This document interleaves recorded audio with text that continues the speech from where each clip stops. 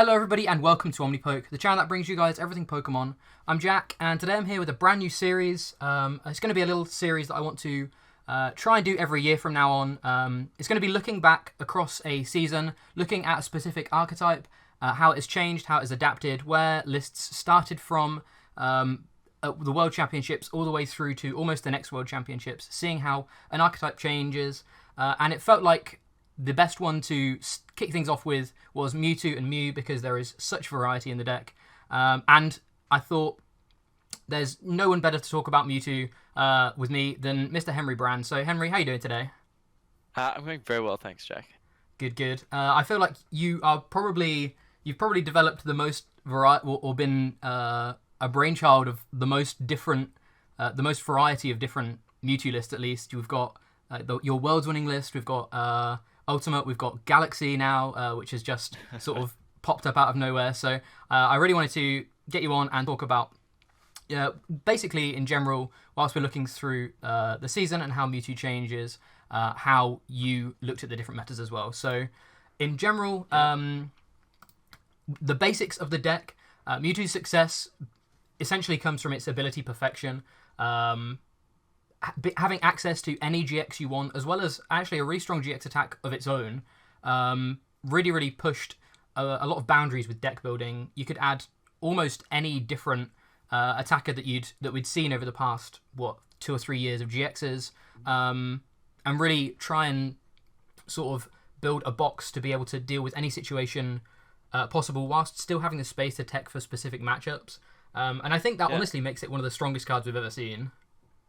Yeah, so I think one of the biggest things with Mewtwo is that it has the perfection ability, which is the same, similar to the versatile abilities we've seen in the past on Mew EX. Yeah. Except you lose the ability to copy your opponent's board, but instead you gain the ability to copy the discard pile. And what this does, it has so many strengths, so you can use any attacker, an evolution attackers early on as if you're a basic. But one of the biggest things is it has a massive HP pool, so it has 270 HP. So you're using attacks that might be on a 170 HP Pokemon, a 210 stage 1, things like that, but with the bigger HP, and so you get a much stronger baseline. Yeah, for sure. It definitely opened up a lot of variety in terms of how decks could be built around GX attacks that people had analysed were really strong, but because they were on stage 1s and 2s that just really didn't have any kind of support, they couldn't ever really be used. That you'll see as the video goes on, there's a lot of different attackers that really, in all honesty, probably would never have seen play without Mewtwo being in format. So it's definitely a very flexible and versatile card. In general, I think Mewtwo is getting a lot weaker because we're moving away from GXs and into Vs, and obviously Mewtwo can't copy V Pokemon. So I think we've probably seen the peak of Mewtwo's success, unless something random comes out that makes it insanely strong again. But I really can't see what that would be, considering we're moving away from GXs.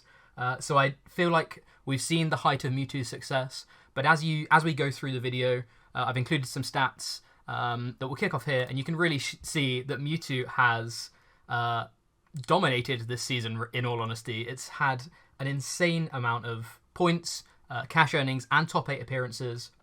In general, the points and top 8 appearances, it's a little bit closer with the other two, but cash earnings, it's earned over double what the next couple of archetypes have. Zacian is another really impressive one, which I'll get to hopefully in another video, but Pikarom has been in format as long as Mewtwo has in terms of this season, and it's earned well over double the amount of cash earnings. So I think that just shows how dominant Mewtwo and its flexibility has been, even if it's not anywhere near as strong as it was now. I think there was 2 or 3 quarters at least where Mewtwo was really the deck to beat. Yeah, it definitely was. One of the big things about Mewtwo is that its early on strength came not only from the strength of the card, but also of the strength of the Welder engine, and how, I guess, almost overpowered and very broken that those kind of fire type Pokemon and the engines were. Yeah. And as the season's gone on, not only that has been power creeped, but also, I guess, tag teams in general. And so you see Mewtwo clinging on where other things, like, I guess, where Charizard and other Pokemon have fallen by the wayside, just because of the virtue of it being able to tech for other Pokemon. Yeah, for sure. So onto Unified Minds. This is where the deck was born. Mewtwo was released in this set. This was our World set last year. And in general, a lot of the attackers initially came from this set as well. We had Latios, being able to tag purge as well as clear vision in certain situations, which was cool. Jirachi helping with avoiding infamous Mewtwo mirrors from back in the day. Jirachi gave your psychic Pokemon or your Pokemon with psychic weakness no weakness anymore, so it meant that you weren't just doing crazy damage to each other with Mewtwo. Espeon Deoxys was a really, really good GX attack for you to use, especially with that Welder Engine you mentioned, being able to do cross division for 200 damage, 20 damage counters was just really, really almost very oppressive for a lot of different setup basic decks and that kind of thing, as well as being able to clean up a lot of knockouts in general.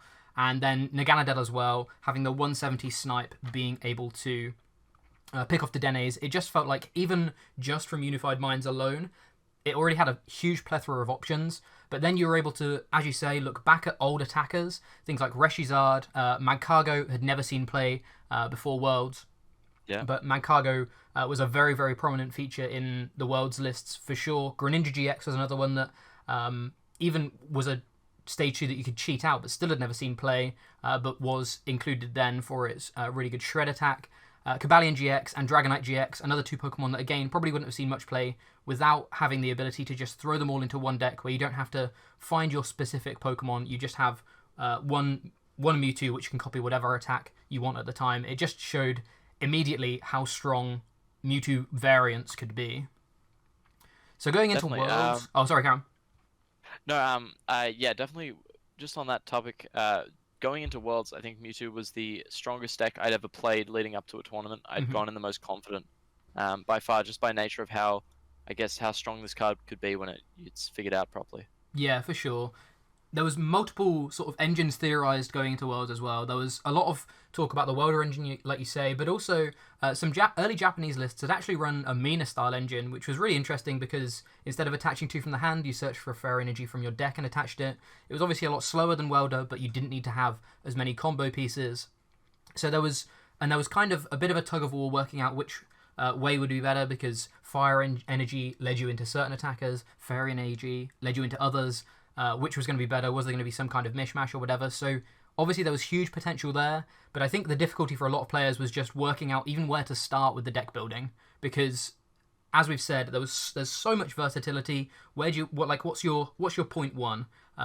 Where do you even begin to build a deck that has all of the options in the world? It was definitely I think that was probably one of the most difficult things about Mewtwo in the first place, is just trying to get a good 60. Yeah, definitely. So leading up to Worlds, I'd kind of taken a little bit of a break between NAIC and Worlds. I tested a lot leading up to NAIC. Unfortunately, I didn't do terribly well with the deck I played, but Stefan did win with it, so that was definitely something. Leading up, I've been talking to it, so I tested a lot with Joao Medeiros from Brazil. He had maybe first or second most CP, but anyway, I said, I really want to test Mewtwo. He said, this card seems really interesting. And so he had an initial list, and it was very similar, I guess, in a lot of ways to the Worlds list we had, except he played Coach Trainer over Bills. We didn't have a lot of the attackers, but the whole idea of the 4 Welder, 2 randoms, draw supporters, and then just 4 Gear, 4 Bike, go really fast, was definitely his starting point. Okay, yeah. And it paid off. You were last year's world champion, and you really paved the way for Mewtwo for all of the builds of Mewtwo in at least the first quarter were very much based on your guys' final build. I know you all played like very slightly different builds, right? I know Bert played a couple of cards, or like 1 card different maybe. But in general, you were. I know you all worked together and were super close to the same 60. So obviously, congratulations for that. But what did you feel? Your list was able... What did you feel people maybe missed in general when they were first building Mewtwo? Because there was a couple of very interesting inclusions that I think people... I know a lot of people at the time, and probably still now, ask about the Cobalion. But in general, another one was, even though SB Deoxys I mentioned earlier on, I feel like a lot of people underrated and maybe thought it was going to be underwhelming. And I feel like SB Deoxys was actually one of the hugely important cards of the deck that really, again, gave you even more versatility, because it didn't matter what you did in the early turns, you could always finish KOs off exactly how you wanted later. Yeah, definitely. So I think there was a lot of things that people tried to do with the deck. They were a little bit scared of Keldeo or things like that, so they did want to play Rainbow Energy and Greninja. They Hmm. also wanted to play Altaria GX in the beginning. I don't know if you remember that. Yeah. But the problem with that is it did absolutely no damage, Mm. and it's about 50. And also Rainbow, uh, you end up having like less consistency in the deck because you can't Turbo Strike it, and that was the biggest thing.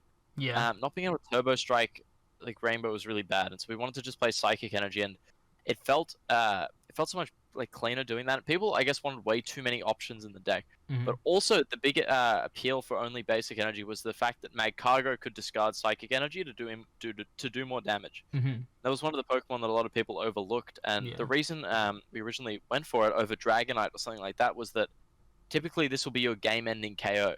So you'll usually get a big knockout with it, or sometimes you'll use it earlier, but typically it's your game ending. So it doesn't really matter how much energy you discard.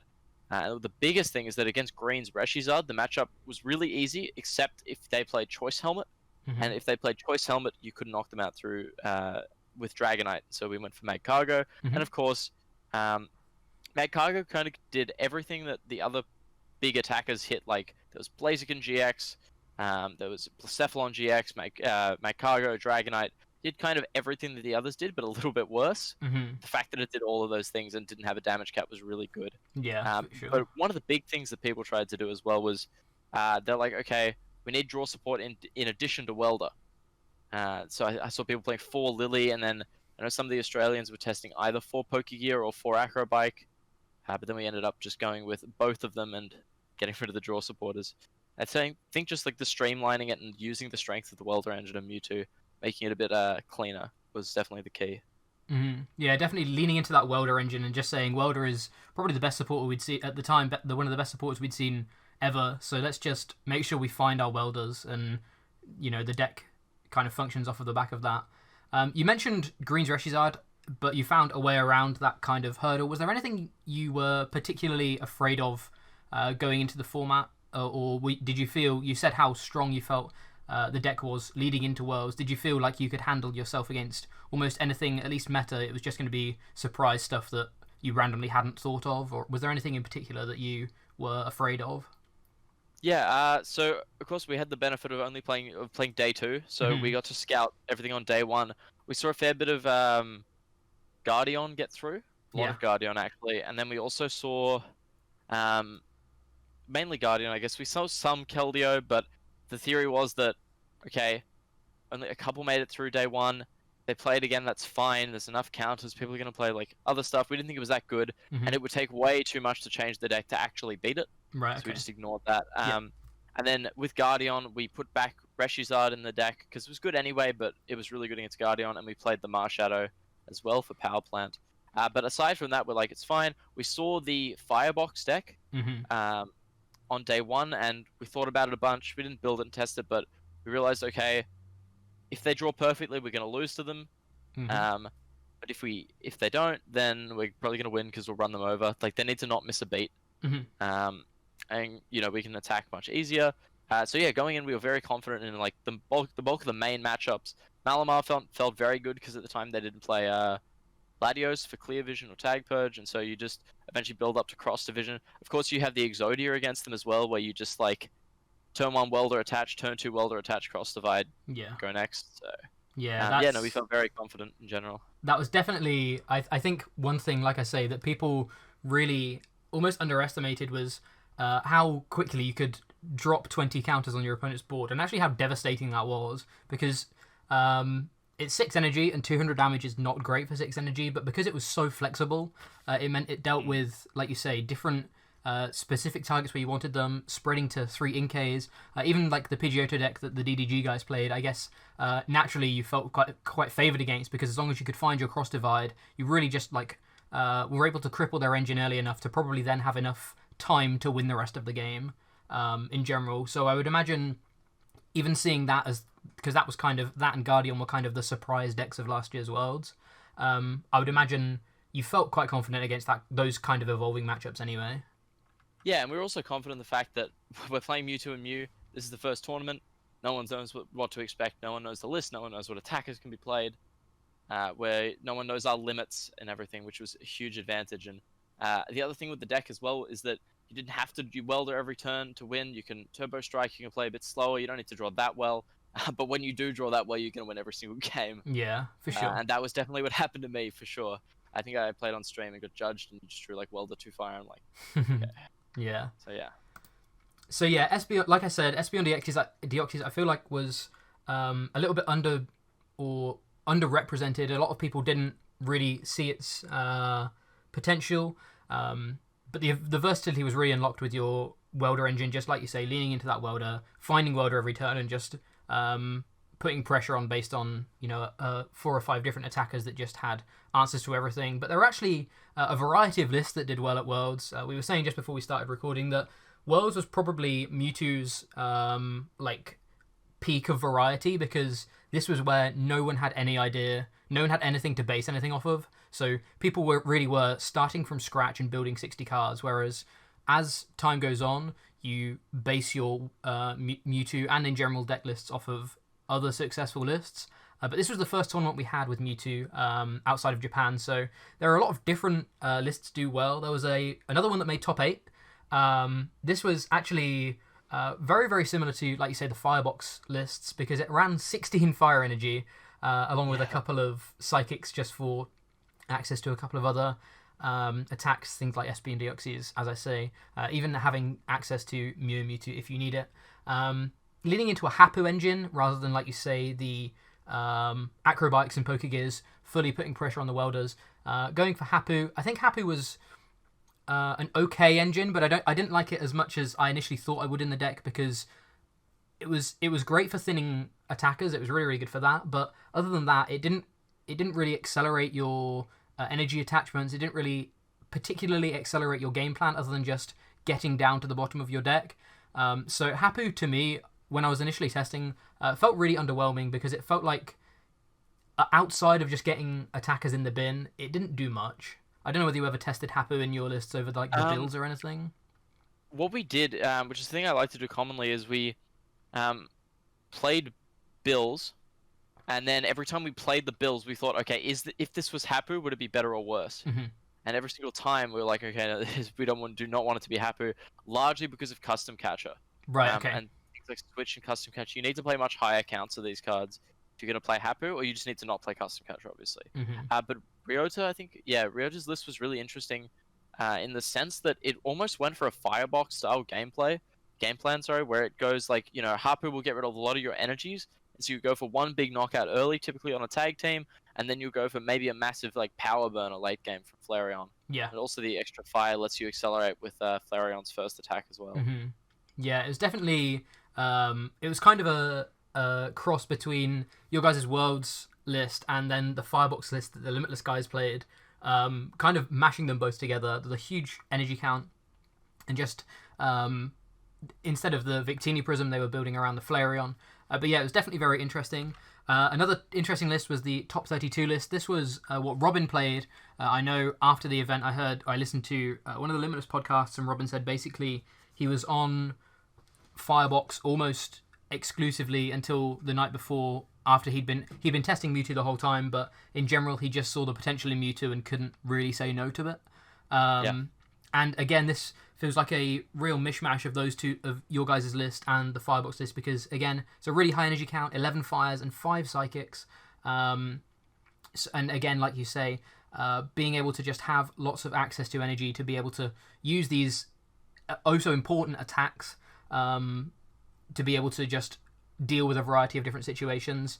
Interestingly, this list played 3 Titanizer and 4 Super Scoop Up, so again, it was another very, very creative list in general that he was able to get 20th place with. It was, like I say, there's such a huge variety of Mewtwo lists early on. I also find Robin's really fascinating. You see that he has almost an identical attacker lineup in here, opting for the Dragonite over the Mad Cargo. Don't know whether that was an oversight or not on their part, but definitely you see most of the attackers very similar. They have the Espeon Deoxys and the Ganadel, and because they're playing Hapu, I see this very similar to the way Tord likes to play his Mewtwo. It's a lot slower. You don't have the turbo for Welder, but since you have so many energy, you can Hapu, you discard some, then you Turbo Strike. And of course, the Super Scoop Ups like they had in Firebox, which was to help with the Malamar matchup. Yeah. definitely very interesting. The next list to show is a top 64 list played by Jack Underwood, who built it around water energy instead of fire energy.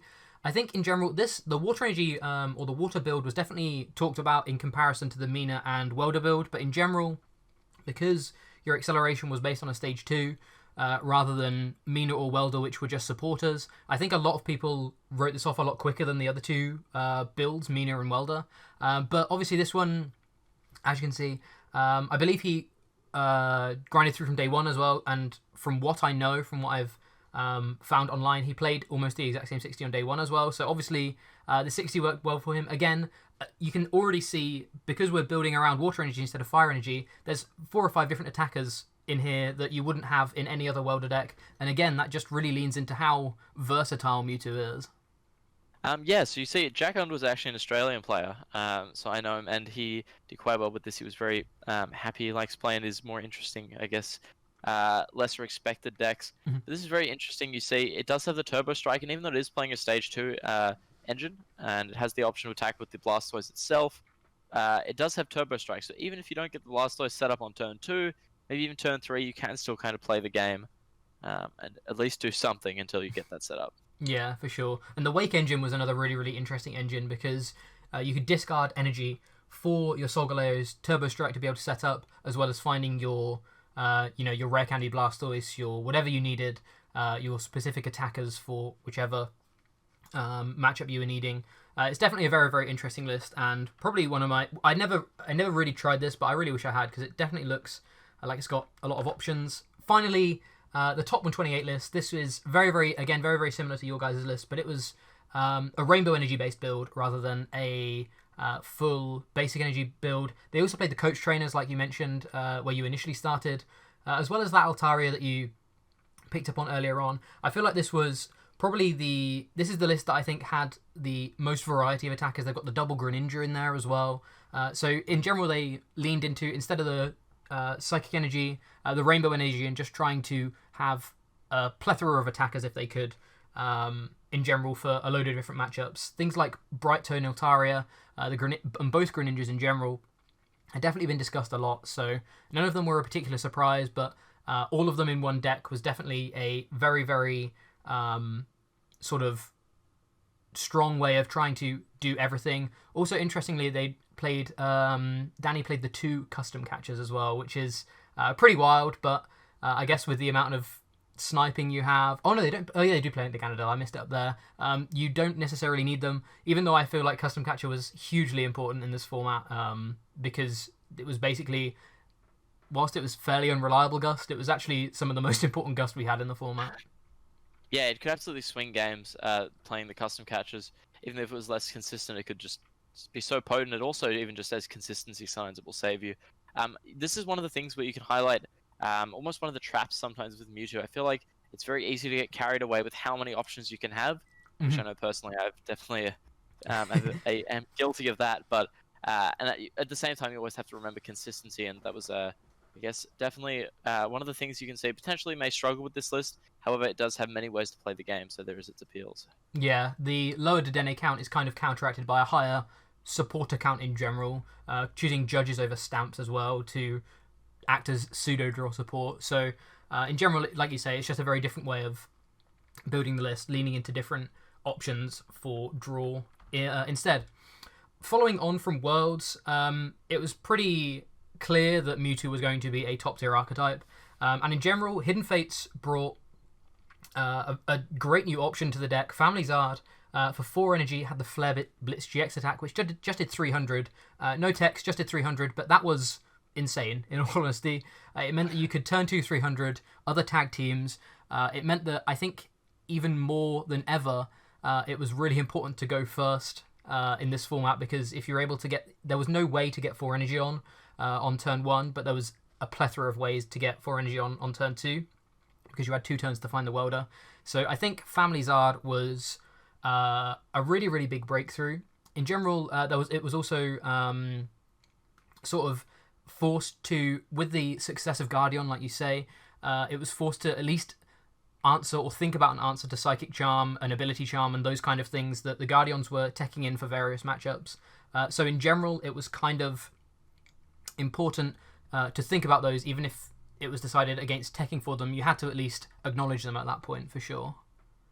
Yeah, definitely. I remember talking to Sen. I'm not sure if it was before or after this regionals, but we did discuss a little bit about the deck. You do have Family Zard, so I actually didn't play a major event with Family Zard in the deck. The SPA in Melbourne was before it came out. I think it was the week before, but the card was so oppressive. It made like Mewtwo was already BDIF before that, but if it was out, I feel like it just nothing kind of came close. Eventually, we did see different decks popping up and kind of changing that, but even then, it always felt the strongest variant. It did have its bad matchups. Like this variant did lose to Keldeo and often had a rough Guardian matchup. But other than that, the Family Zard made the Pika matchup really, really favorable. And you see the Wobbuffet in here as well, the same edition that countered Firebox, and that of course made, I think, Tord and Robin switch to the Baby Blacephalon variant of the Firebox in order to get around the Wobbuffet. And then you also see the one stamp as well to help with the Firebox matchup as well. So it's quite interesting to see the changes that you can see from Worlds. Yeah, I was going to say that there's no, like you say, there's no Reshizard, because in general I feel like a lot of people were gunning for that flare bit so much that actually the GX attack from Reshizard wasn't anywhere near as, not necessarily useful, but as used, because people just wanted to do the 304 instead of 6. And on top of that, as you've mentioned already, Magcargo was enough of a beat stick that you didn't need the Flare Strike from Reshizard for doing 230 for 4, because you just had Magcargo to then take the next 3 prizes. So, as you say, I feel like Reshizard was kind of doing a bit of both, where you could just play one Magcargo and one Charizard instead. And yeah, like you say, Wobbuffet I feel like was a card initially a lot of people picked up on to deal with the Victini Prism, as well as like random other prisms, Coco Prism, stuff like that. But in general, it seemed very, very important to not have Firebox have an easy way to knock you out. And yeah, it definitely did pave the way for the Baby Blounds version of Firebox. So yeah, on to the next couple of big tournaments. Cologne, Atlantic City, and Campinas all showed just how strong the deck was. A lot of consistent first, seconds, top 4s, top 8s, as well as just a lot of play in general, making it through to day 2. In Atlantic City, a lot of people began to, or a lot of the American players began to build a Jirachi engine instead. But in the end, it was Azul taking the first place with, again, a pretty standard list, in all honesty. Very, very comparable to your guys' initial list. You've got the Gears and the Acros. This time, cutting down on the bill for, I guess, an extra Dedenne I've spotted. And just in general, really even more so leaning into that welder and just really trying to keep things simple with that, keeping the Wobbuffet in mind as well as adding in the Mewtwo. So yeah, this was definitely, like we've said, very similar to your guys' list still, and this was almost 7 or 8 weeks on at this point. You can still see that the list almost hadn't changed, because just that initial 60 was so strong. Yeah, we do see the main difference you'll see here is that these lists are playing, or at least this Zul's list plays 2 stamp. That's the biggest thing, is that we didn't feel the need to play Stamp at Worlds because the deck was so much stronger than everything else, and it felt that you didn't need to hinder their game plan, but only rather enhance yours. But now with Firebox, that deck, if it drew perfectly, had a stronger game plan than you did, and so of course there are the 2 Stamp to help mitigate that. For sure. As you can see, with the Atlantic City 3rd place, this was the Jirachi engine that I mentioned. Isaiah Bradner and Will Jenkins both making day 2 with the exact same 60, along with, I know there was a few other American players that played 1 or 2 cards off of this that they all built together, but this was the highest placing Jirachi base list.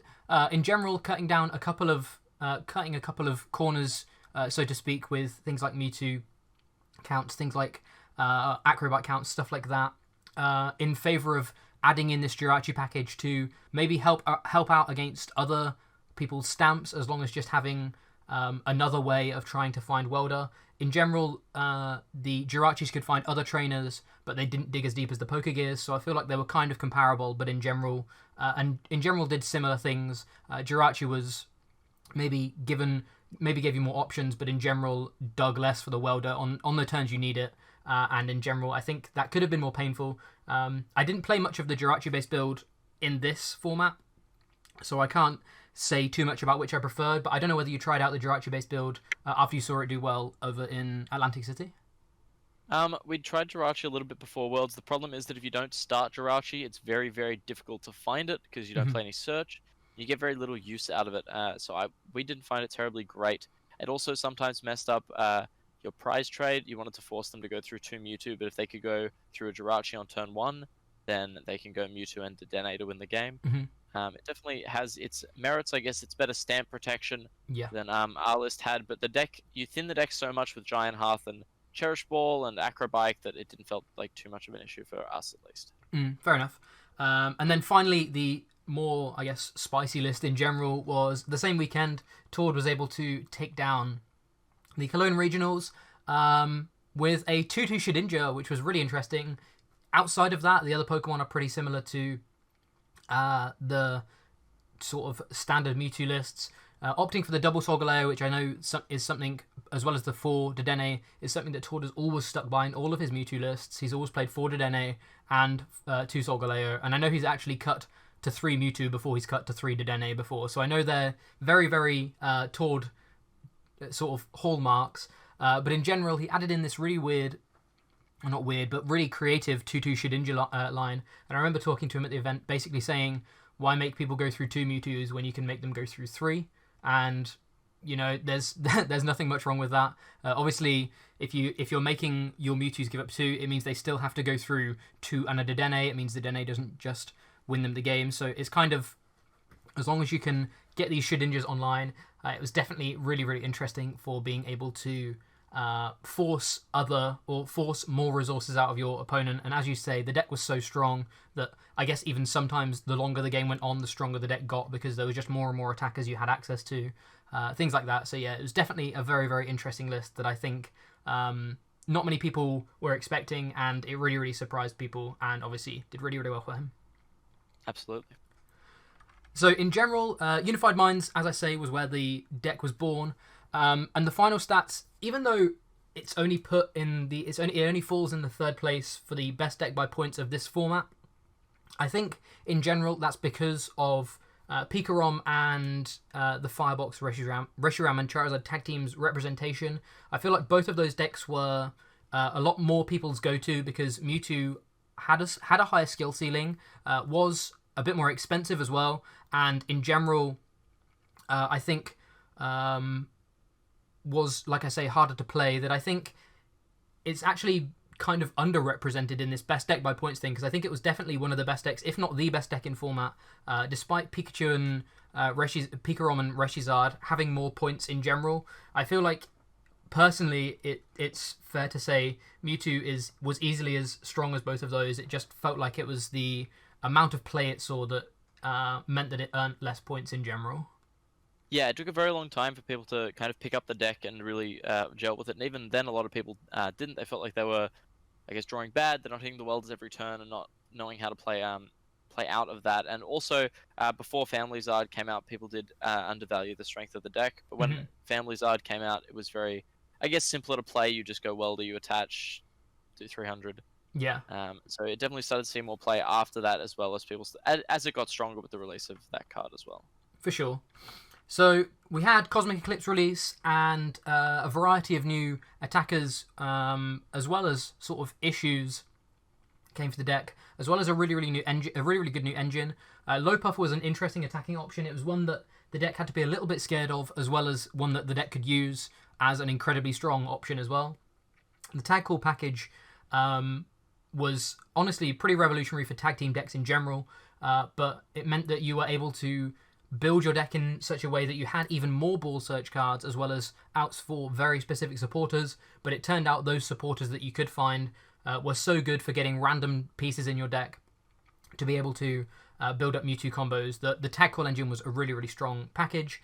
Great Catcher saved space from customs, so we mentioned earlier on how customs were game-winning but also kind of inconsistent. Well, Great Catcher meant you saved space and in general only had to have one Great Catcher at a time, which was really, really strong.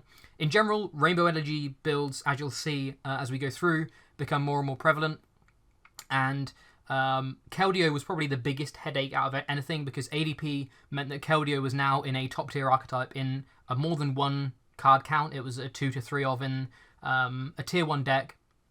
So Greninja was definitely, and other options, but Greninja I think is the one that stuck the most, was definitely in general something that had to be considered way more, just because you had to have an answer to Keldeo in general, outside of just hoping that you're able to, or your opponent puts down enough prizes, or you're able to find random answers. I think Greninja really became kind of a must include. Definitely. Obviously, you have Keldeo and ADP becoming pretty big this format. You have a lot of other things rocking up as well. You still have Guardian doing some things initially, so playing Greninja is really important, especially now that you have a searchable Rainbow Energy. With the addition of Guzmahala. It also lets you get Giant Hearth. And this package was so consistent, especially by the fact that the Flare Blitz Charizard did 300 for 4, which means you only had to play one Welder over 2 turns in order to power it up. And then you also gained the addition of Malolana, and you see in the second place, there's one Cynthia Caitlyn, one Malolana, one Guzmahala, and of course the 2 Weak Guard Energy, which means you don't have to play Jirachi GX, which also gives you an advantage in the mirror. If they are still playing Jirachi, then you can knock it out, you have your Weak Guard Energy on, and you get a swing from there, similar to how Tord played his list. Yeah, definitely. You see a lot of things different, and also you see the Mega Lopunny and Jigglypuff, also accessible off the tag call. The biggest thing the tag call did as well is that it lets you search out Mewtwo off the tag call, saving your Cherish Ball for those evolution attackers. Definitely, and I feel like the additional consistency of things like Guzhala meant that your random like one-off skateboards and stuff like that meant that Jirachi was actually a much more feasible option as well. You're able to bump it up to a 4 count and actually start with it a decent amount of time and then find your skateboards. So that actually made it a little bit more relevant and a little bit more of a strong option. As you say, this was the second place list at LAIC, played by Brian DeVries, who then also got 5th place at Bochum with the exact same 60, as well as Derek taking 38th place in Daytona with this list. So it was definitely a very, very strong list out of the gate. A lot of the lists we see at international championships are very unrefined and change a lot. But in general, you can see that this core 60 was very, very close to the mark already, which is really, really impressive. And I think, like you say, the tag call engine gave you a lot of options because you're able to search out a lot or a wider variety of stuff, as well as it made your finding your Mewtwo's far more consistent. So, like you say, Cherish Balls and other cards that you'd usually have to spend on looking for your Mewtwo pieces meant that you could just devote them to attackers, which was really, really good. Yeah, and one thing I will say with this format is that the Shadowbox Mimikyu came out, leading Malamar to be playing that, and of course Jirachi then becomes weaker as well. So you play Stealthy Hood, and of course Guzmahala lets you access Stealthy Hood really easily, making it a good way to counter the Mimikyu. Definitely. There was another list that made top 8 in LAIC as well. It was Matthew Burris. But actually 4 players, all from New Zealand, I believe. You'll be able to correct me if I'm wrong, but I believe they're all from New Zealand. All from Australia. Oh, all from Australia, okay. All played the exact same 60, 8th, 26th, 41st, and 58th. And to be honest, I feel like this was a really, really big turning point in the development of Mewtwo over the season, because you'll see as we go on that these 4 players consistently do well with lists very, very similar to the 60, almost only at this point already only tweaking counts, and consistently doing well. And this is the Mewtwo list that I played the most this season, so it's the Mewtwo list I'm the most familiar with, and the deck was just so strong, leaning into that Guzhala engine, being able to sort of search for specific pieces that you need, like you say, the Giant Hearth, the Stealthy Hoods, the Escape Boards, as well as the Rainbow and Weak Guard Energy. Really, really strong sort of archetype that I really feel paved the way for how Mewtwo was built in this quarter. Yeah, absolutely. I think it was definitely vying for best deck in format this format as well as it was the previous one. You see some interesting changes. You see the addition of the Mars Shadow in the next list. Yeah. You see a reduction in the tag team supporters. And the main reason for the Mars Shadow is the rise of Tina Chomp and like the 4 power plant deck in decks like Guardian and the Tina Chomp deck. So of course you see a little bit of an adaptation. You see 2 treasure in there as well, a thinner tag core package, and this just shows exactly how Mewtwo could really adapt Of course, there's no attackers, but even the rest of the list can really change and become quite strong. Definitely.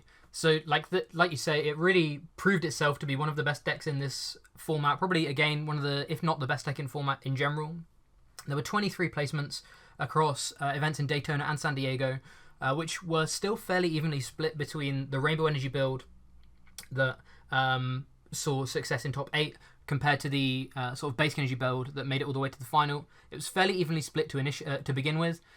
The deck never broke top 8 in North America, but it had very, very deep success in Oceania and Latin America. And like you say, we can see from a first place in Singapore, as we've just discussed, as well as a first place in Brisbane, again by the same Australian guys that sort of piloted the LAIC, the LAIC list, first, second, and fifth, all with the exact same 60. You'll notice these lists are very, very similar, and I feel like they really just knew the exact 60 they wanted, knew exactly what every card in their deck did, knew they could deal with any matchup at all, and just kept on, like I say, tweaking 1 or 2 card count changes just to see and adapt how different decks in the meta came out.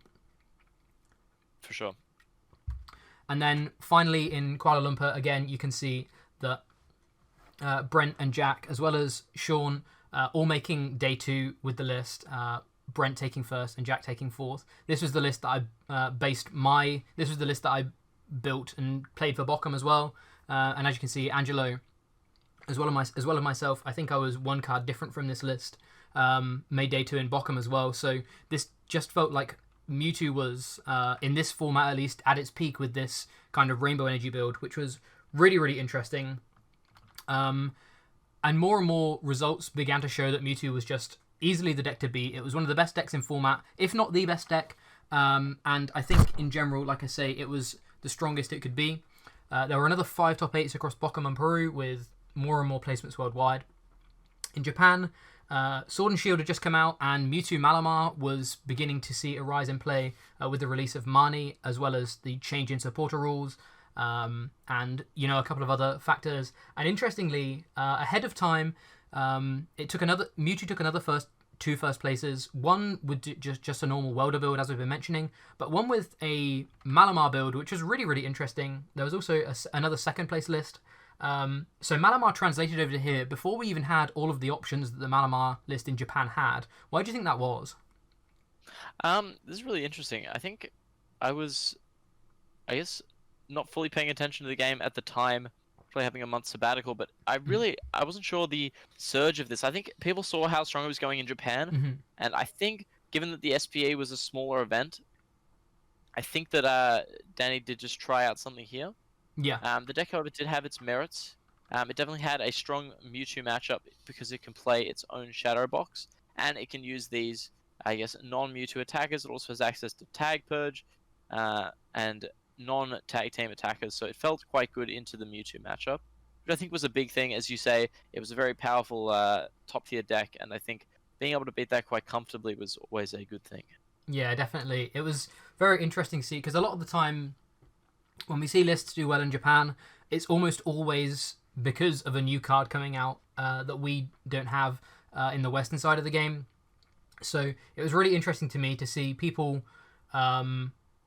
trying this list already, and maybe this was even an sort of unsung hero of the format. Maybe this deck would have been actually really, really good from the start of the format. It's just that it was only when we saw some Japanese lists in the first place that we tried to translate it over into the previous format they had, that I think it was actually potentially, if we went back and did this whole quarter, there could be a lot more success from this variant, just because it seemed to work even without all of the new options that we saw with Sword and Shield, as well as the rule changes. So it's definitely very, very interesting. And like you say, Danny taking first place with a list like this, as well as it doing well in a variety of cups across the globe. I know a lot of in the last couple of weeks, I know there were a lot of cup wins, seconds, top 8s with Mewtwo Malamar that almost happened overnight.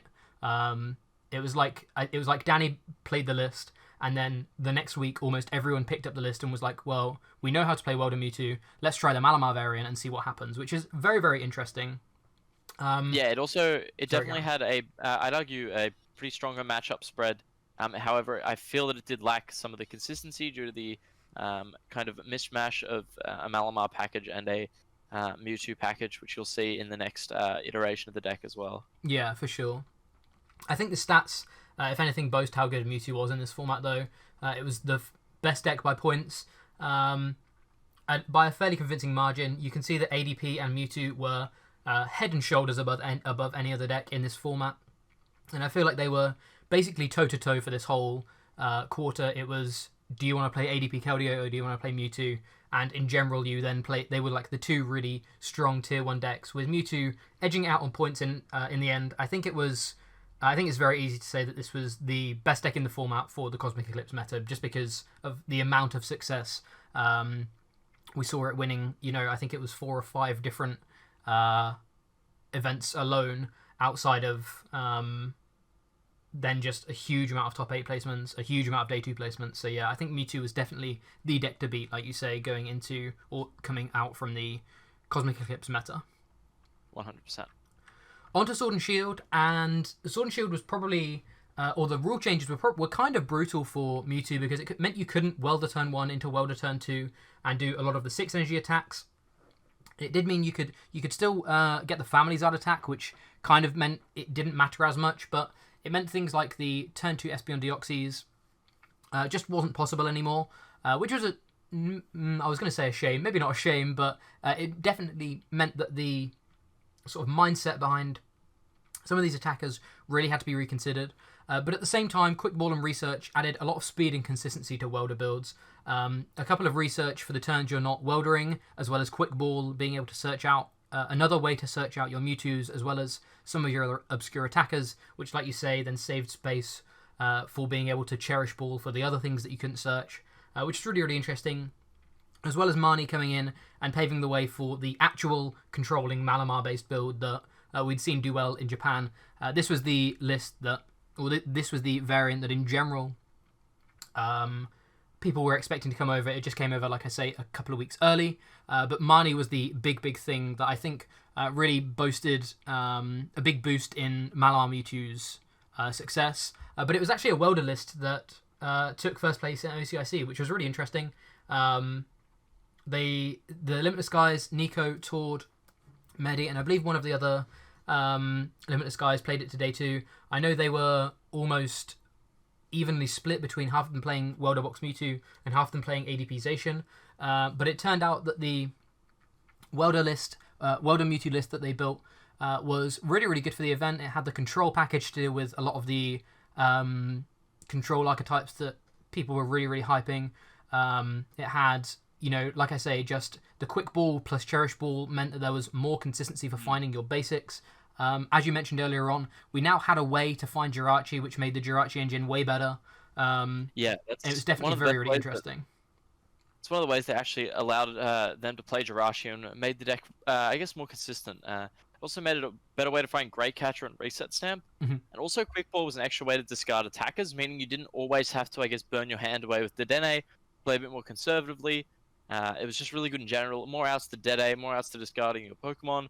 Our way to search out Jirachi, it overall made the deck quite good, except this format is where you start to see Mewtwo get power creeped a little bit by things like Zacian V. Yeah, for sure. Now, we notice that Mewtwo won the IC. It came 7th Welder Mewtwo, except it never got seen again after that. And one of the big reasons is that this is where, because of the power creep, Mewtwo had to tech for other decks now. It had to play the Victini V, and that was one of its main way of keeping up with the trade against Zacian. So when Zacian started playing Metal Frying Pan to deal with both this and Firebox and Baby Blounds, suddenly you could no longer knock out Zacian with Victini V, you couldn't use Flare Strike to knock it out, and suddenly the matchup became a whole lot worse. Definitely, and I think, like you say, this was really, this was something that I definitely noticed with this variant is, like you say, seemingly Welder Mewtwo just basically dropped off a cliff after this format. There were a couple of points where Welder continued to do well, just in very, very sporadic cases, but in general, not only did Mewtwo Mali have such the backing anyway, but Welder just couldn't tech for anything. Like you say, at Worlds, it just felt like the objectively strongest deck. So you didn't need to add techs for anything, you just knew your 60 was very strong. But now, things like the Naganadel plus Blaun, the Victini, all of these were very, very important to be able to keep up with a variety of different decks.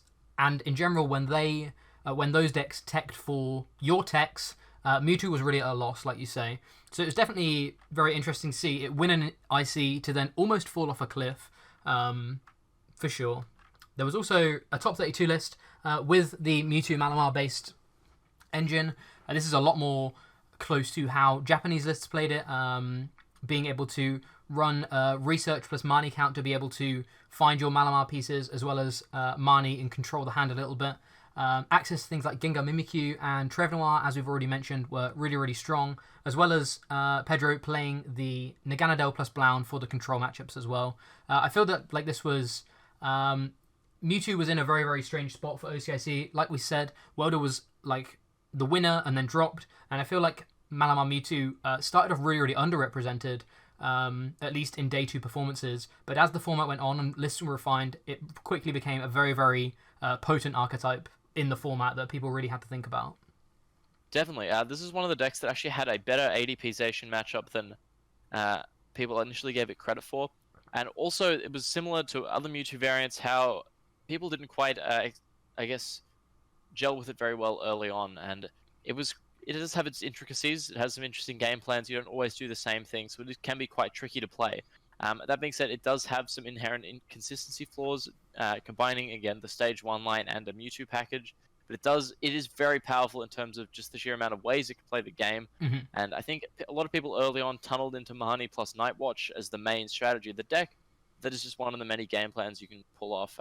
Horror House is very strong. Pale Moon is very strong. This deck can utilize Miraculous Duo quite easily. Mm-hmm. Just giving access to all these GX attacks and Clear Vision really set the deck apart. Definitely. And like you say, I feel like this is... there was kind of the two Mewtwo variants hand in hand. There was the Welder variant, which was very much had a variety of options, but was very much about ending the game quickly with a lot of big attacks and things like that. Whereas this was, as you say, the variety of options was more about controlling the game, about damage limitation with Miraculous Duo, hand control, again hand control with Horror House as well as Poltergeist, forcing your opponent to have to play different cards just to maybe suboptimally just to not necessarily get knocked out by a Poltergeist, things like the Ultra Necrozma, all of the sniping. There was just a lot of different options, which I think is one of the biggest things about, like you say, the Malamar list's success is when it did get set up, you couldn't play around everything. You had to play a game plan that did fold to Nightwatch or did fold to Poltergeist and just hope that your opponent couldn't find the specific attacker that you couldn't play around. And if they could, the deck was very, very strong. Yeah, and one of the strengths it has as well is that it can do that kind of force your opponent to take more than 6 prizes strategy. With only 2 Mewtwo, it has so many other attackers it can use to kind of force a 7 or 8 prize game. If they knock out your Mewtwo straight away, you have access to Fireworks Bomb, and just in general being less of a Mewtwo-focused Mewtwo deck made it quite interesting. Yeah, definitely. The fact that it was a Mewtwo deck that didn't need to play a high count of Dedenne as well meant that you really didn't have any bench-sitting liabilities, because if they were taking out Malamars, they were only taking 1 prize, and in general they were keeping your attackers alive, and the rest of your bench was like Jirachis and stuff, which again, they're keeping your attackers alive. So like you say, you were able to really force... It was a very attrition-based deck. You were able to force a lot of resources out of your opponent, especially forcing them to play suboptimally around things like Nightwatch and Poltergeist at the same time. So yeah, definitely a very, very interesting variant. Definitely. Finally, on to top 64 of OCIC, and you did it again. You were innovative and brought Ultimate Mewtwo, which was coined during the event, basically built around the Soul Burst GX attack, which I'm so pleased about, because right on the release of Solgaleo, I said this GX attack will be good, and right until the end of Cosmic Eclipse, I was like, wow, Solgaleo never saw play, huh? And then you went and you were able to fulfill my prophecy of Soul Burst being absolutely busted. Where did you start with this list? Talk me through where this list came from. Like you were saying about it never being viable, this is a prime example and almost a scary fact of where we're going in the game, that it took Mewtwo's ability to enable evolution attackers to really make the card good rather than being able to actually evolve it.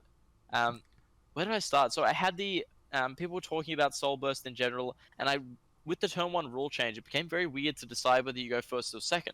Mm-hmm. And what I really wanted was two different game plans based on going first or second in almost every matchup, Mhm. and being able to really like not mind whether you go first or second in a format where we don't know what's best, we don't know what to expect, and so therefore the ADP and the Soul Burst line, because Alter Creation is such a good attack, that surely with Mewtwo being able to copy every attack, Yeah. every GX in the game, with the addition of Aurora Energy, which was an incredible way to not only an extra multi-type energy, but also ways to discard your attackers, the Guzmahala package, all of that made it really start to all come together. However, this is one of the things where Mewtwo had been power crept, and so I built this deck and it wasn't strong enough to beat everything initially, especially Zacian, so then you had to tech for things. Mhm. So had the meta gone on longer, then perhaps the deck might not have been as good, or it might have been countered, it might have had to adjust again. Mhm. But yeah, so this kind of toolbox, I mean, I could talk about the deck for hours, that's not why we're here, but this kind of toolbox, I started with the Soul Burst, the Alter Creation, some of the more basic attacks. The Venusaur plus Raticate combo came in as a way to beat Mill and ended up being a really good win condition in general, and access to an easy Gust. The Blastoise and the Xerneas came in through sheer luck when I was looking through bulk, but they were the real techs that kind of sealed things together. And they started with the base concept of Soul Burst and Alter Creation, and then of course, rather than just being a strong deck, I had to figure out how to beat things in the meta since Mewtwo had started to be outshone by other cards. That makes sense. So you feel like the deck was definitely for OCIC in its infancy, but as the meta went on, you were able to see what you needed to be teching for, i.e. the Zacians, and see what sort of began to see less and less play, i.e. some of the Welder Mewtwo's, some of the Fireboxes. I guess the list, with this kind of toolbox list, your options are way wider because, like you say, you have access to Solgaleo plus Alter Creation, and those two GX attacks themselves open up such a wide variety of attacks. Alter Creation means that every attack does an extra 30 damage, so you have to reevaluate almost every attack. Soul Burst, attaching as many energy as you want, you have to reevaluate things like Blastoise, which can do more damage based on the amount of energy on the board. So I guess in general, this was, I guess, kind of a trial run to see where the meta was going, and you're able to take, like you say, top 64, not able to deal with some of the Zacians you said, but in general, it seemed like a really, really successful trial run, making it into day 2 with such a wacky list. I believe. Well, I actually didn't. I'll stop you there. I didn't day 2, and I actually beat every single Zacian I played against. Oh wow! I had tech against it at this point. I beat every single one. I think 2-0 all of the ADPs, or maybe I lost one game, but I did fall to Pikarom on stream due to some. I think I got donked one game. I also didn't play optimally that game. I should have. Sorry, that whole day. I definitely made some mistakes that kept me out of day 2. But if anything, it did it in myself and this deck's favor, because I would never have won the event against Welder Mewtwo. That matchup was very bad, and it, I guess, paved the way for this to fly under the radar a little bit for the next event. One change that did come in was the Hood came out because people stopped playing Mimikyu, which we'll see later on. For sure. The last thing I'll quickly touch on is we'll see later on that you run the list again. Did you play this basically after OCIC? Did you say, I'm going to stick with this? Or were you like, okay, this was a fairly good deck, but I want to play something a little bit more meta now? Or were you pretty set on, okay, I think I've got a good concept here. Let me make some tweaks, make some refinements, and see if I can go somewhere with this? Or did you just pick it up again closer to the time for Perth? Or sort of were you just testing this the whole format through? I felt that it was perfect for the meta for OCIC, and I felt that the meta was going to inevitably change, and that this wouldn't be as good. Certain cards would pop up in certain decks, because I was really scared going into the event. I was pretty I was always set on playing it because of how interesting it was, but I was uncertain how well I would do. I'd only come up with the concept a week prior. I was testing it kind of on my own. No one else wanted to commit to it, and it was very dependent on a lot of because it had precise game plans, because I had to, I guess, plan things against other decks rather than just have an inherently strong deck. It was very dependent on what kind of counts of cards people played. People played their own big charms. If people played other stuff, it made it very scary and uncertain. For sure. But it's definitely a very, very creative new way of playing Mewtwo.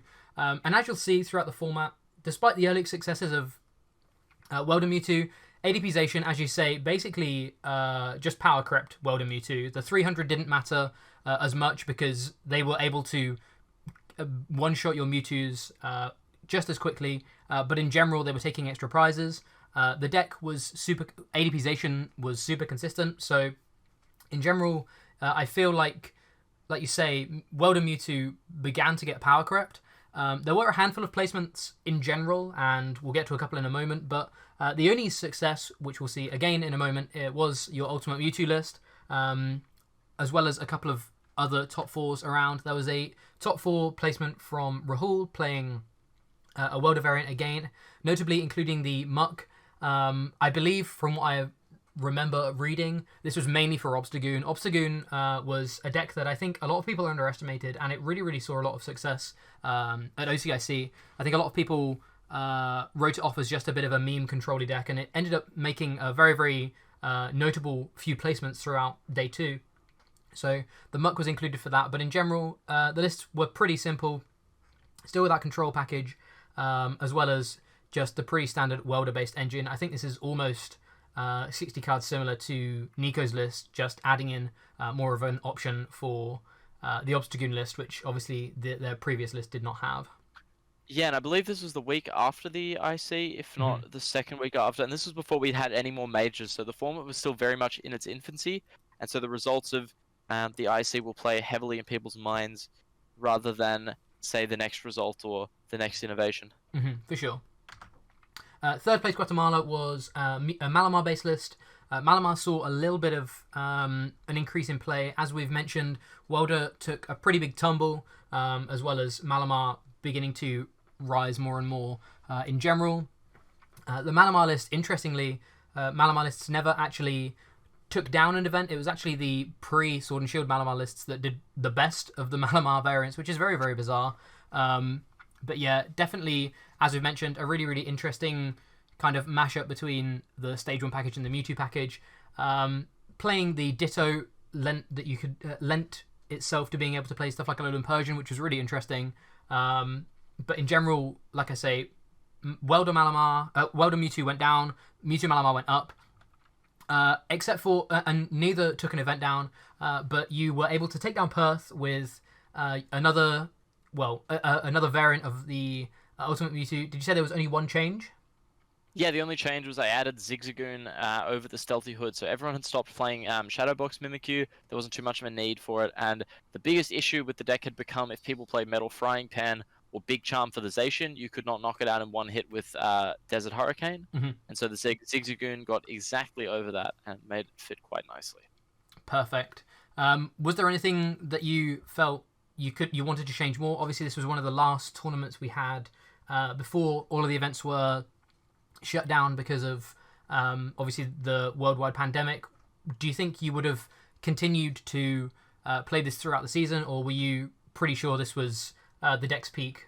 Was there anything that happened in Perth that made you think, okay, for the next tournament, say we have a next tournament, I need to be thinking about how to deal with that? Or did you feel like the matchups across the board were, with the Zigzagoon, pretty favourable? I mean, the Baby Blance matchup was definitely unfavourable. As it is nowadays, that deck is very good at dealing with Mewtwo. However, for the event, I felt that the list was perfect. At least for what it wanted to accomplish and what it wanted to do. Going forward, I think I wouldn't have touched the deck again, depending on the meta, simply because it felt, at least to me, very easy to counter. I felt that playing like ADP playing their own Wobbuffet would make the matchup quite difficult. You would have to put back in Stealthy Hood to deal with people playing Shadowbox again. If Pika started playing Big Charm, which they actually had almost, then you then start struggling in that matchup. You may need to play Marshadow Machamp. Then you start really needing to add all these cards that are just going to detract from your consistency. You need to start cutting things, and that's where it kind of gets very awkward. Yeah, for sure. But obviously another big success for yourself and another innovative Mewtwo variant, so really, really great to see that. In general, this was when events were called off though, which was interesting for Mewtwo because it felt like it gave time for people to work out what Mewtwo lists were best. As I've written here, World of Mewtwo began to fall off the map. People had time to realise that it had just been power crept at this point. But Mewtwo Malamar was beginning to be refined. People were working out exactly what attackers they want. And like you say, I think a lot of people initially just saw this deck as a Marnie Nightwatch deck. but with more access to time with the deck, people found other options, the Poltergeist, the Naganadel sniping, the Baby Blown. All of these options gave the deck so much sort of variety of styles of play that I feel like that's why Mewtwo Malamar really began to see more success, because people got more and more comfortable with the 60 they were playing and realized the capabilities of the 60 they were playing outside of just Marnie Nightwatch. Hope your opponent bricks and see what you can do from there. Yeah, I think it's interesting. You see a lot of people. I also feel that it was a best of one. All the Limitless tournaments were best of one, which is really interesting because this deck shone in Japan, which is also a best of one region. And so it's, I'm not 100% sure on this. I don't have the data, but it's interesting to see the correlation between the deck's success in best of one.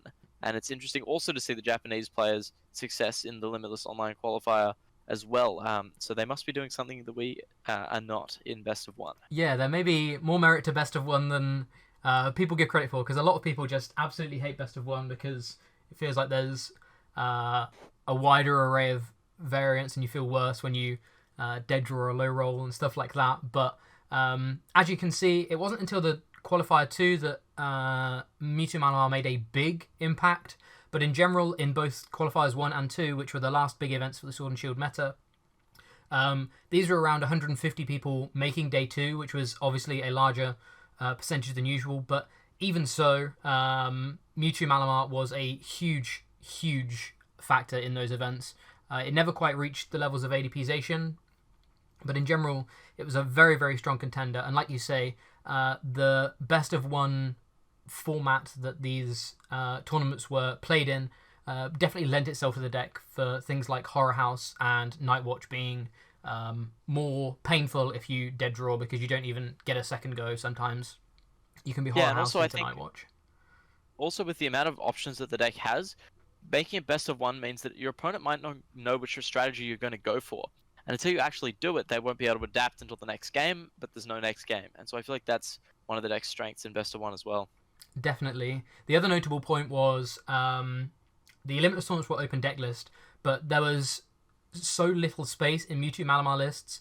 They were never really teching exciting surprise Pokemon, so you always knew the open deck lists never really hurt Mewtwo Malamar because you knew the 60 your opponent was going to be playing. You knew they were going to be looking at Horror House and Night's Watch and stuff like that.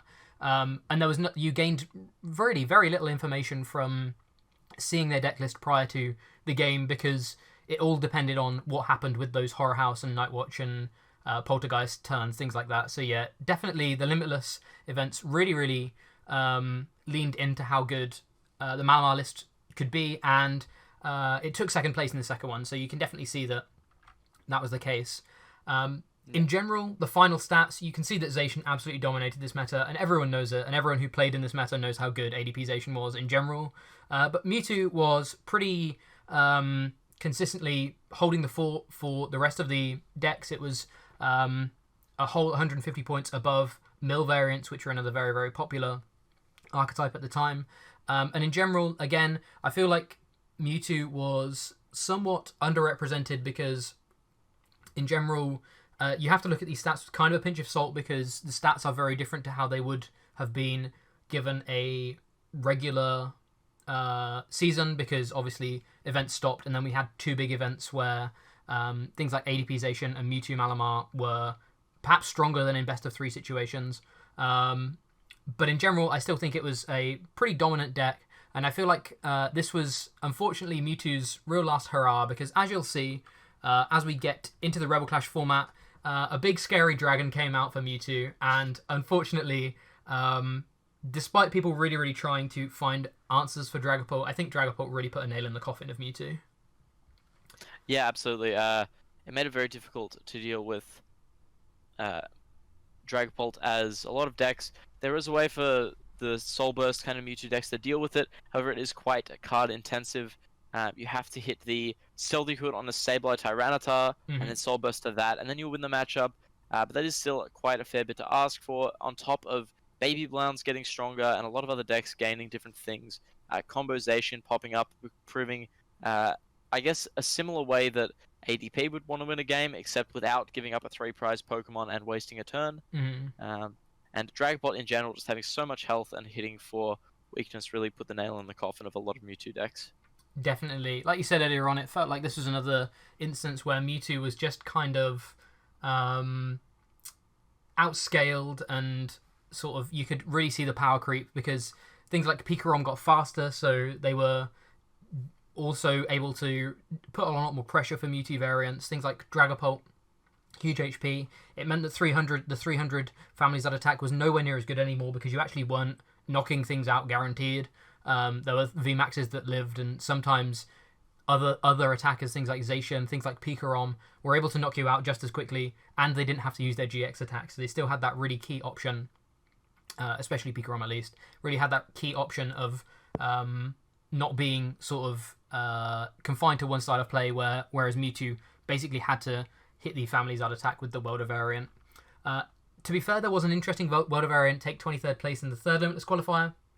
We see kind of similar attackers. We have Reshizard, Magcargo, Family Zard, Solgaleo, but also, interestingly, a Heatran and an Incineroar. From what I understand, the Incineroar was the big Dragapult answer, basically hoping that between the Jirachi and Weak Guard, the Dragapult wouldn't have enough ways of being able to apply weakness, so it would just hit you for 130.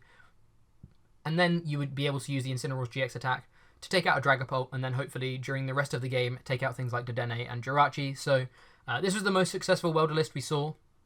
In general, I think, as we've said, Welder was the Welder Mewtwo variant was pretty much irrelevant at this point. There was a couple of innovative things, like I say, with the Incineroar, but in general, it definitely felt like the Welder variant was in a very, very tough spot. There was an Ultimate Mewtwo, like you say, though. Ultimate Mewtwo seemed to be one of the best positioned archetypes for dealing with the variety of options or variety of different decks in the format. And Ilya Kornilov, a player from Russia, was able to take 6th place in the final Limitless qualifier with the deck. As you can see, going for that Sabletar, as well as a couple of really interesting attackers, and really, really pushing to try and answer all of the format again, like you say, with a variety of different sort of answers for Dragapult, the Pikaroms, all of this kind of stuff. Yeah, and I think this is one of the things where one of the big issues as well is that I feel like that online tournaments especially play into this. We don't have as many strong meta shifts as we would having major tournaments, so we don't have results, we don't have the ways that lists are changing, and so it's difficult to go towards that because you don't know what to expect. These lists are very rough, and especially with people playing things like Crushing Hammer in a lot of decks, it's very difficult to formulate these specific game plans that Mewtwo needs in order to beat the decks that are inherently stronger than itself. And so Weak Guard, let's say in Welder Mewtwo, Weak Guard doesn't work because of the Giratina, so you would have to play Stealthy Hood. Then if they play Crushing Hammer, if you use Jirachi, they could play Power Plant. If you play this kind of Ultimate Box, like even with Big Charm, that doesn't become as reliable because of Tool Scrapper. There's a lot of these cards that you can't exactly rely on anymore, and the game plans become a lot shakier now that you don't know what to expect in different people's decks. Definitely, and these cards were a lot of cards that people were playing anyway as well. Things like the Giratina, the Hammers, a lot of this was in decks already. It wasn't like people were taking for them. They just happened to also hit Mewtwo in the crossfire, which really, really, again, kind of put a nail in Mewtwo's coffin. And I think almost everyone thought Mewtwo was dead until, well, there's another Malamar Mewtwo list here, until Galaxy Mewtwo came along. And you were playing this on stream the other day, and I really wanted to do this video after you'd played this and revealed this list so that there wasn't any spoilers or anything, but you've been playing it for a couple of weeks now. I thought Mewtwo was dead. Somehow you've done it again. You've managed to add a shed load of different attackers and make another box that can deal with almost anything in the format. So for one last time, talk me through this incredible deck. So I think this is probably one of my favorite Mewtwo decks. I think to play, this is up there with Welder Mewtwo. I didn't enjoy playing Ultimate as much as I did Welder Mewtwo and this. However, I did like the kind of combos in that. However, this is a whole new beast. It's heavily enabled through Horror Energy and the Scoop Up Net and Zigzagoon. And if you're unable to play these kind of energy acceleration engines for lack of consistency or just generally being weaker, and if you can't reach those huge numbers on VMAX Pokemon, The best answer to that was Doom Count. And so using these kind of low energy efficient attacks is the way to get around having to build an engine. And this lets you play the cards that you need to really kind of deal with all the counters almost. And so you've got the 2 Stealthy Hood for the Giratina, you have the Chaotic Swell, you have a lot of ways to deal with Dragapult, you have Jirachi, there's Xerneas, Sanctuary GX will heal your entire board and put all the damage on your opponent's active, which will often do a lot of damage or knock out a Dragapult. It will heal your Mewtwo and knock out a Zacian. It'll be really good. Doom Count will knock out whatever you want. Star Search is your form of energy acceleration that actually gets used really frequently, and it's a very interesting list. I'm not sure if I would actually play it in a high-stakes tournament or not, but it is very competitive. It can keep up there, and it is an absolute blast to play. Definitely. It looks like you just look at Mewtwo list, and this is exactly what Mewtwo was about. Right at the start of the video, we said Mewtwo is unlocked entirely by its versatility from the Perfection ability, and you can see from the Welder lists, the Mina lists, the Malamar lists, the Ultimate list, and the Galaxy list that it's just one of the most creative cards we've ever seen for the variety of different things we can do with the deck. Obviously, we don't have long until Darkness Ablaze and rotation. But there are still a couple of random online tournaments here and there. Are you still having fun with this? Are you going to carry on playing this for the last few weeks of the Rebel Clash meta, or have you said goodbye to Mewtwo already? No, I'm definitely still playing this. It is some of the only fun I can find in Standard right now. It does unfortunately not fold, but have some issues with heads on Crushing Hammer, which you see quite a lot on the ladder. It makes it difficult, especially with a predominantly manual attach focused deck. Makes it difficult to handle. It also has a very bad Baby Blacephalon matchup. Whilst that's fixable, it would take a lot of deck slots for overall nothing better than a 50-50. So that is 2 of the big issues with the deck. That being said, I will continue to play it. It's a ton of fun. It can beat everything except for Baby Blounds pretty comfortably, honestly, and it's very interesting to try and figure out different game plans as you go throughout the game. That being said, I don't see this or Mewtwo surviving much after rotation. So yeah, that's something that I'm definitely going to get onto. You can see from the final stats, though, that Mewtwo has definitely plummeted down the tier list. Pika Romanization was still very, very dominant, along with Dragapult and Blounds. Spiritomb came in as kind of a counter deck to a lot of those, but Mewtwo really, really struggled in this format, and I think, like we've said, this was probably the last hurrah for Mewtwo.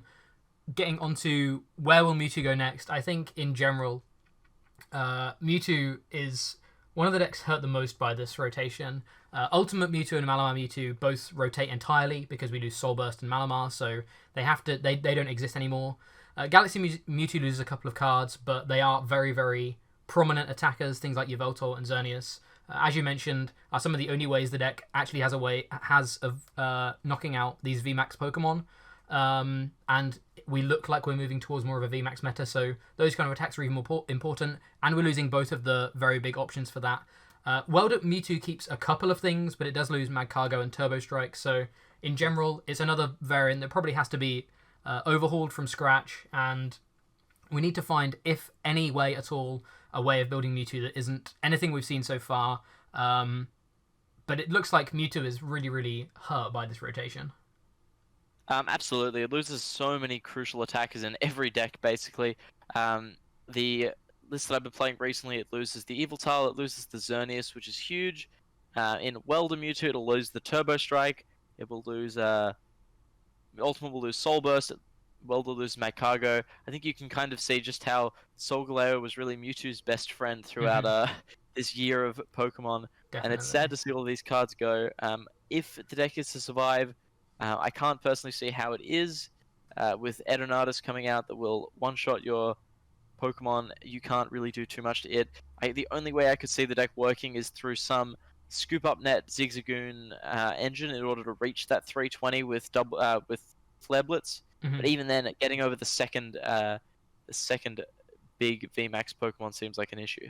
Yeah, definitely. I think VMAXs are pretty scary for Mewtwo variants in general, but we'll have to wait and see.